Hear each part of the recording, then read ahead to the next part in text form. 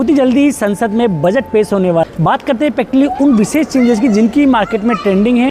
पहला मार्केट में बात है कि सरकार एसटीटी हटा सकती है, लेकिन मुझे लगता है कि ये नथिंग टू इम्पॉसिबल है, क्योंकि आज सरकार को 30 से 40 हज़ार करोड़ रुपए की रेवेन्यू एसटीटी से होती है, जो हटना लगभग मुझे नामुमकिन लगता है। दूसरी चीज़, एलटीसीजी कम होने की बात जो चल रही है, डेफिनेटली मैं एग्री करता हूँ, बिकॉज अगर ऐसा हो जाता है तो इससे मार्केट को बूस्ट ही मिलेगा।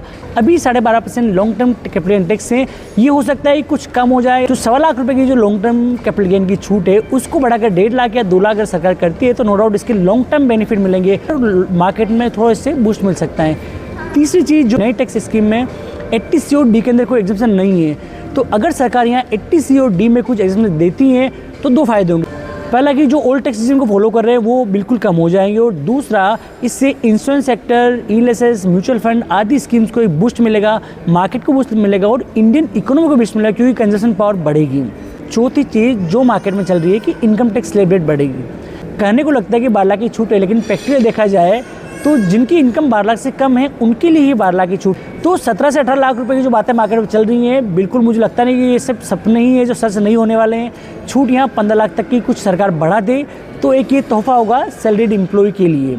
और सबसे लास्ट जो काफ़ी इंटरेस्टिंग भी है, अभी मार्केट में चल रहा है कि जॉइंट टैक्सेशन की स्कीम सरकार इस बजट में ला सकती है, यानी कि हस्बैंड वाइफ की इनकम क्लब होकर एक नई स्कीम आप फाइल कर सकते हो, और ये स्कीम ऑप्शनल होगी। अगर वाइफ में इनकम नहीं है तो हस्बैंड वाइफ की क्लब करके उस जो बेसिक एग्जम्पशन लिमिट का जो 8 लाख की छूट है उसका फ़ायदा ले सकते हैं, लेकिन प्रैक्टिकली इम्पॉसिबल लगती है, क्योंकि अभी हमारा जो टैक्स सिस्टम है वो पेन बेस है।